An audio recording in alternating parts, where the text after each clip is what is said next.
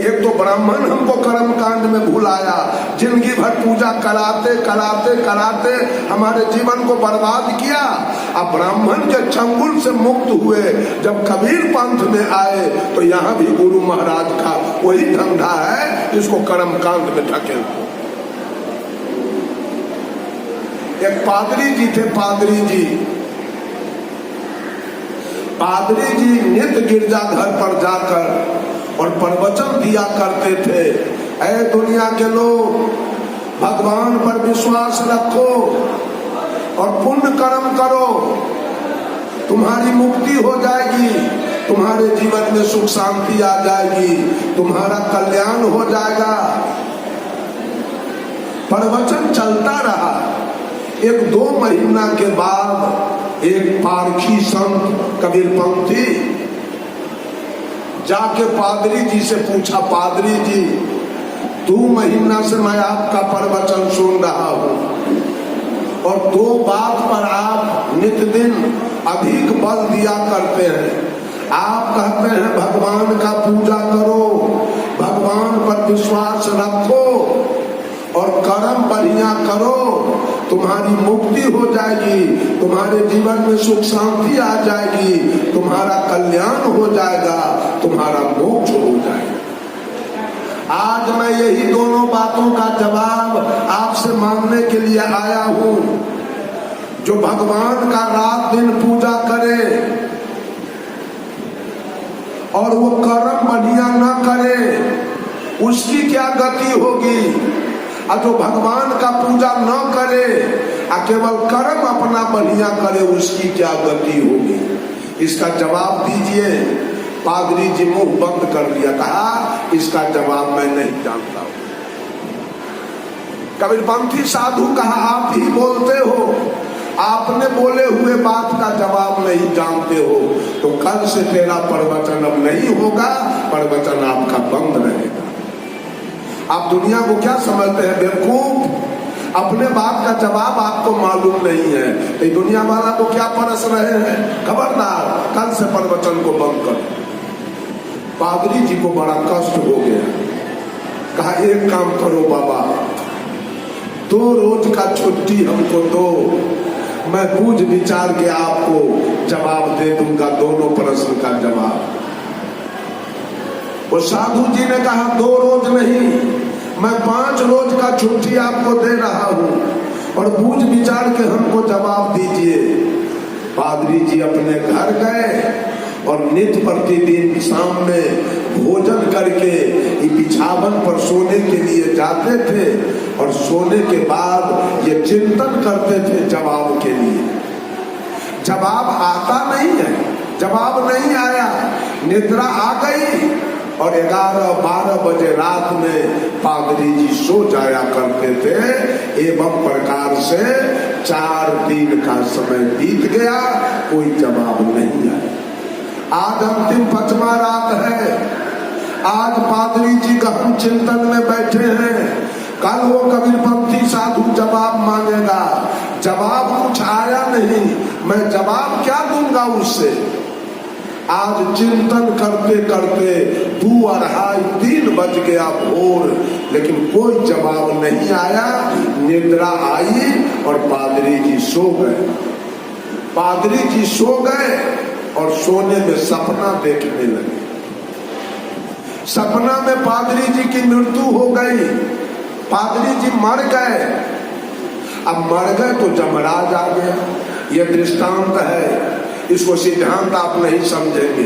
दृष्टांत कुछ हेर फेर भी हो सकता है, लेकिन सिद्धांत में कोई गड़बड़ी नहीं हो सकती है। पादरी जी की मृत्यु हुई, पादरी जी मर गए और जमराज आ गया। जमराज कहा पादरी जी अब आपका समय पूरा हो गया, चलने के लिए तैयार हो जाइए।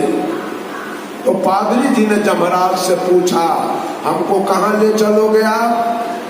तो जमराज ने कहा आपको मैं स्वर्ग ले चलूंगा। पादरी जी के मन में कुछ खुशहाली आई, खैर जाएंगे भी तो स्वर्ग। कहा ठीक है। जमराज से कहा आप 5 मिनट में आ जाइए, अब मैं तब तक तैयार हो जाता। जमराज 5 मिनट के अंदर आ गया। कहा पादरी जी तैयार हैं?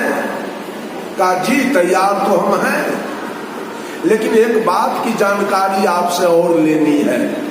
कहा बोलिए। कहा स्वर्ग की विशेषता हमको कुछ बता दीजिए। जमराज ने कहा सुन लीजिए, स्वर्ग में कभी सूर्यास्त नहीं होता है, स्वर्ग में रात्रि होती नहीं है, 24 घंटा दिन, 24 घंटा प्रकाश। स्वर्ग के लोग झोपड़ी मरैया खपरा एलिवेस्टर टीन और फूस में नहीं रहते हैं। स्वर्ग के लोग 10-20 महल के एयर कंडीशन मकान में रहते हैं।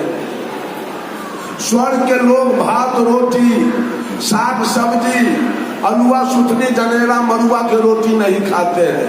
स्वर्ग के लोग पेड़ा रसगुल्ला काजू किशमिश बादाम खाते हैं। स्वर्ग में कहीं सेवरी मीरा अनुसुईया का भजन होता है, तो स्वर्ग में कहीं बुद्ध महावीर सदगुरु कबीर का प्रवचन होता है।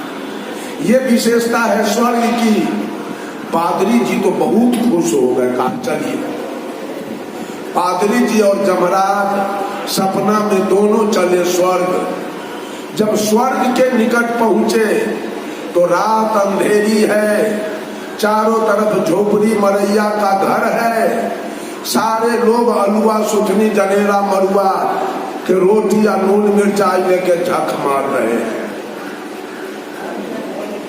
कहीं न सेवरी मीरा अनुसुईया का भजन है, न कहीं बुद्ध महावीर सदगुरु कबीर का प्रवचन हो रहा है। जब पादरी ने जमराज से कहा कितना आप झूठ बोलते हैं, कहा आपको स्वर्ग ले चलेंगे, स्वर्ग की ये विशेषता है, ये तो नरक से भी बदतर है आपका स्वर्ग, झूठ बोलते हो आप। कहा ठीक है, स्वर्ग तो मैंने देख लिया। पादरी कहा जमराज से स्वर्ग तो मैंने देख लिया, अब नरक मुझको दिखाओ। जमराज कहा पादरी से नरक देखोगे?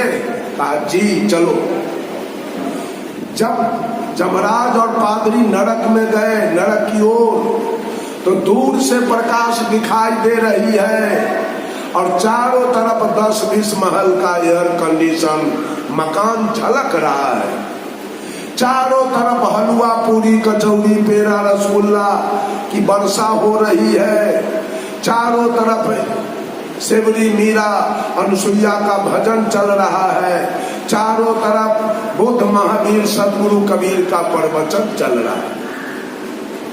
पादरी पूछा जमराज से कितना झूठ बोलते हैं आप, जिसको आपने स्वर्ग कहा था वो नरक से बदतर है, और जिसको आपने नरक कहा था वो स्वर्ग से बदतर है। ऐसा क्यों? अब जमराज पादरी को जवाब दे रहा है, ऐ पादरी जी, तुम्हारे जैसे लोग जो केवल भगवान पर विश्वास किया, केवल रात दिन भगवान का पूजा किया, वो कर्म बढ़िया नहीं किया, वे सारे लोग आकर इस स्वर्ग को नरक बना के छोड़े।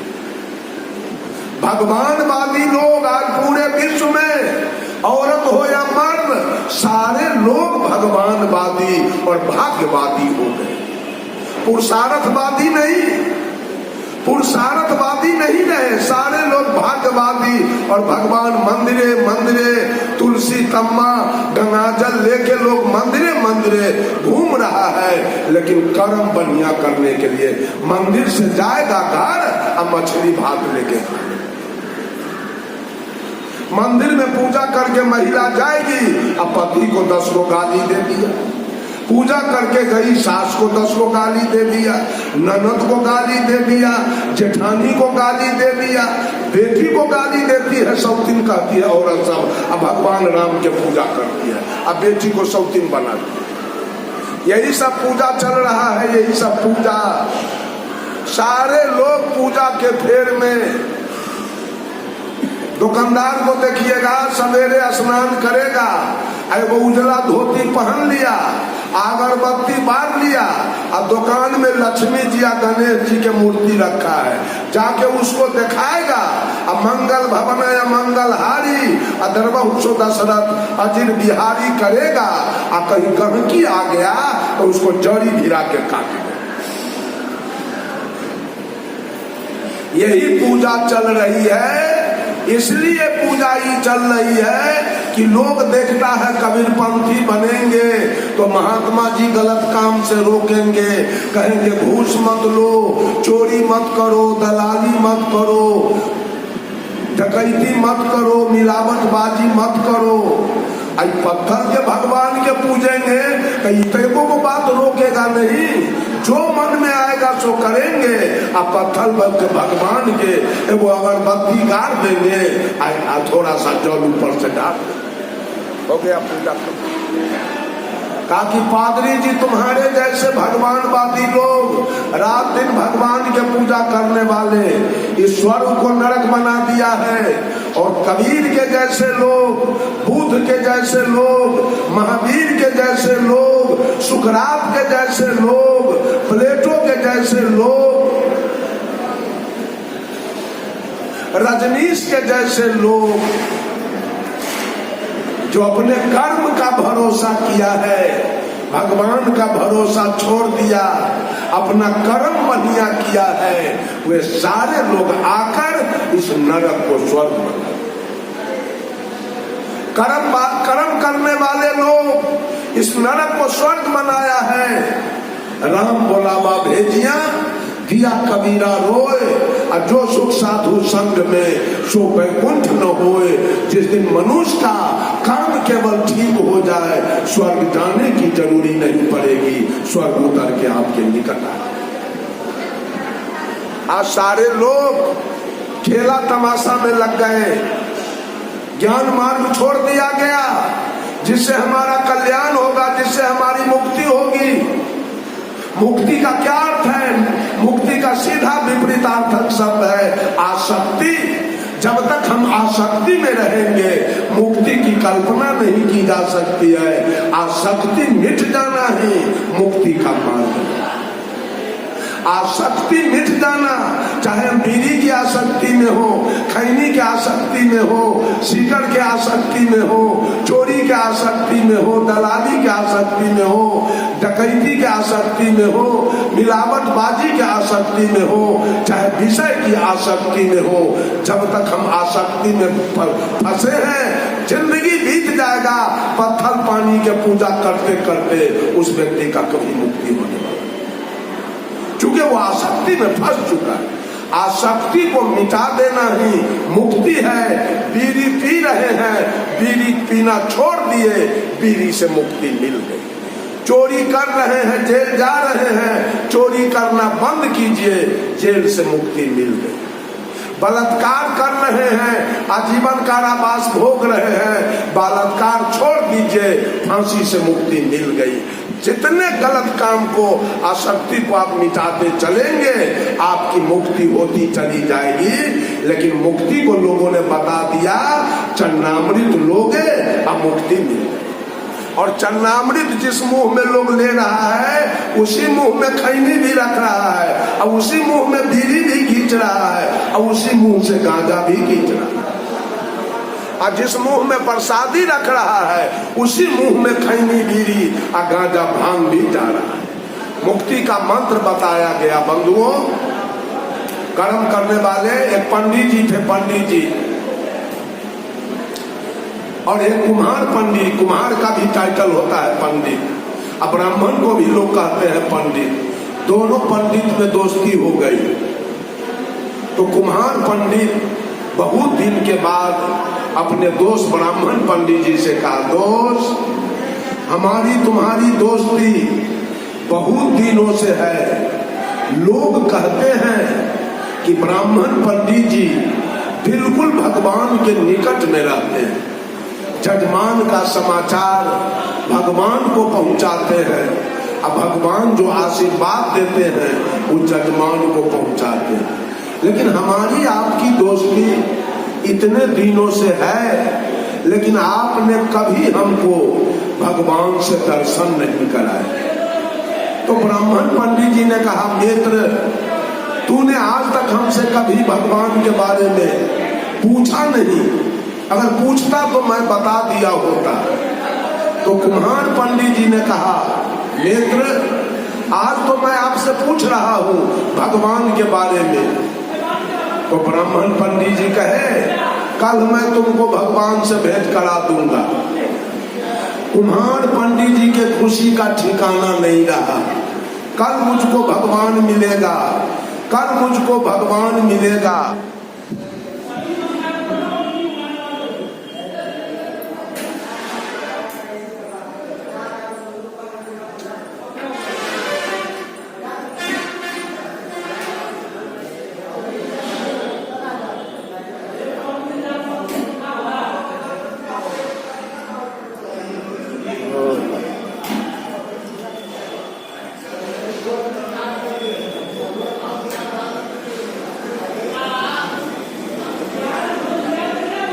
हेलो,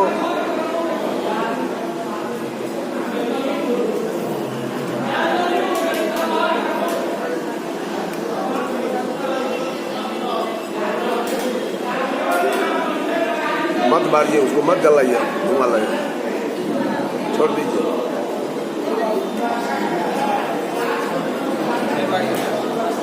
अरे कितना हल्ला उधर हो रहा है। हेलो, कुम्हार पंडित जी खुशहाली में कल हमको भगवान मिलेगा, इस खुशहाली में ब्राह्मण पंडित जी से कहा, दोस्त हम तो गरीब आदमी हैं और आप हमको भगवान से भेंट कराइएगा तो आपको भी तो कुछ दक्षिणा चाहिए। हम बिल्कुल गरीब आदमी हैं, मेरे पास कुछ है नहीं, लेकिन एक जोड़ा बाछा मेरे पास है जो मैं मालिक का पोसिया लेके रखा हूं। कल आप हमको भगवान से भेंट कराओगे तो जोड़ो बाछा आपको मैं दक्षिणा में दे दूंगा। ब्राह्मण पंडित जी भी खुश हो गया, कल एक जोड़ा बाछा हमको फोकट में मिलेगा। कल हो के ब्राह्मण पंडित जी कोई शालीग्राम पत्थर झोरा में लेके आए और कुम्हार के यहाँ टेबुल पर रख दिया और कुम्हार से कहा, दोस्त विश्वास करो यही 3 लोग का ठाकुर है, यही 3 लोग का भगवान है, लेकिन विश्वास करना होगा। विश्वास करोगे तो आन धन महल मकान रुपया पैसा खेती बाड़ी बेटा बेटी कोई चीज का कमी नहीं रहेगा। कुम्हार देखा दोस्त तो हमको असली भगवान से भेंट करा दिया। कहा, दोस्त हमको तो भगवान मिल गया, तू खड़ा रहो, अब मैं बाछा लेके आ रहा हूँ। कुम्हार ये पंडित से 2 क्लास बेसी पढ़ा हुआ था। कुम्हार गया अपने घर, एक जोड़ा माटी के बाछा बना लिया और लाया, अब पंडित जी के यहाँ ब्राह्मण के यहाँ टेबुल पर रख दिया और कहा, दोस्त विश्वास कीजिए ये 85,000 के जोड़ा। जब विश्वास कीजिएगा तो 2 मुसलमान बोझा जयनगर बाजार समिति खींच के ले जाएगा और 10 कट्ठा के कहे 1 बीघा जमीन एक दिन में जोत देगा। जितने हिनकर फाफर को दो उन्हें हीन हमारी है। पंडित जी अपना भगवान लिए और घर का रास्ता होगा। ये विश्वास करने वाले लोग आज तक पत्थर पर विश्वास करके और लोग बैठा है कि यही भगवान मेरा रक्षा करेगा। बंधुओं,